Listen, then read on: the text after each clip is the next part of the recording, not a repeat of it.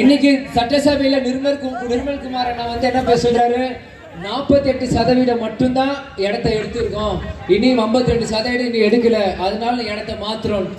ஆனா ஆண்ட திமுக என்ன சொல்றாங்க, ஸ்ரீபெரும்புதூர் முழுவதுமே இந்த ஏர்போர்ட் வருதுன்னு எத்தனையோ இண்டஸ்ட்ரீஸ் வேலை வாய்ப்பு கொண்டு வந்து இண்டஸ்ட்ரீஸ் கொண்டு வந்துட்டோம், இடங்கள் எல்லாம் நம்ம கை வாங்கிட்டோம், இப்ப மாற்றுறதுன்னு சொல்றது தமிழ்நாட்டுக்கு பின்னடைவுன்றாங்க.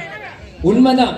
ஏன்னா இன்னைக்கு நிர்மல் குமார் அண்ணா வந்து 48% தான், பிறகு 48% தான் போயிருக்குன்னா அப்ப 48% மக்கள் இடத்தை கொடுத்தவங்கள முட்டாளா? நான் கேட்கிறேன்.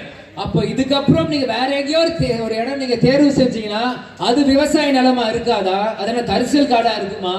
அப்படி ஒரு ஏர்போர்ட் வருதுன்னா நீங்க எங்க கொண்டு வருவீங்க?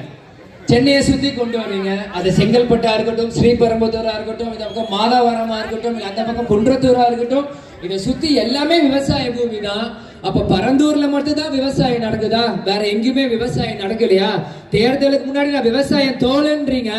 இன்னைக்கு உங்க தலைவர் முதல்ல அந்த பிரச்சனையை முதல் குரலா பரந்தூர்ல வந்து பிரச்சனையை செஞ்சனால உங்க சுய லாபத்துக்கு பரந்தூர்ல விமானம் கொண்டு வர மாட்டேன்றீங்க. இப்படி மாற்றம் சொன்னது இன்னைக்கு ஏமாற்றம் கொண்டு உங்களுக்கும் நீங்க கை காமிக்கிற திமுக அதிமுக என்ன வித்தியாசம்? இது மக்கள் கேள்வியா நான் கேட்கிறேன். இன்னைக்கு பரந்தூர்ல விமான நிலையம் வருது அப்படின்னு எல்லாமே சாங்ஷன் பண்ணி வேலை நடக்கும் போது உங்களோட முதல் தேர்தல் பிரச்சாரமா நீங்க பரந்தூர்ல போய் நீங்க பிரச்சனை நீங்க வந்து அதுக்கு எதிர்ப்பு தெரிவிச்சனால உங்க சுயலாபத்துக்காக இன்னைக்கு விமான நிலையத்தை மாத்துறீங்க. அப்ப வேற எங்கேயோ நீங்க விமான நிலையத்தை எடுக்கும் போது அங்க விவசாய இடம் இருக்காதா? மக்கள் நீங்க சிந்திக்கணும். இது எல்லாமே ஏமாற்றம் தான். இன்னைக்கு நீங்க மாற்றம்ன்றீங்களே, ஒரு மாற்றமும் இல்ல. இன்னைக்கு அவங்க வந்து திமுக அதிமுக என்ன குறை செய்யறாங்களோ அதோட 10 மடங்கு இவங்க இன்னும் தப்பு செஞ்சுட்டு இருக்கோம். அது இன்னைக்கு நான் சொன்ன தப்பா இருக்கும். ஆனா மக்கள் நீங்க புரிஞ்சுப்பீங்க. எனக்கு விஜயன் சிஎம் ஆகிட்டோம், அவர் பெரிய ஆளு, எங்களுக்கு என்னங்க செந்தூர பாண்டியன் வளர்த்து விட்டாரே எங்க கேப்டன் தான்.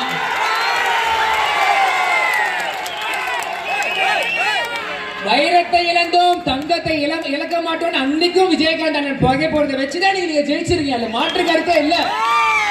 இன்னைக்கு 3வது கட்சி இன்னைக்கு ஆட்சியை பிடிக்குதுன்னா அன்னைக்கு அடித்தளம் 2005 போட்டது தேமுதிக. அதை யாராலையும் மாத்தி அமைக்க முடியாது. கேப்டன் சொல்வார், ஒரு காடுனா யானை நடந்தா பாதையை உருவாக்கும். அந்த யானை யாருன்னா அந்த கஜா வராண்டான் யாரு?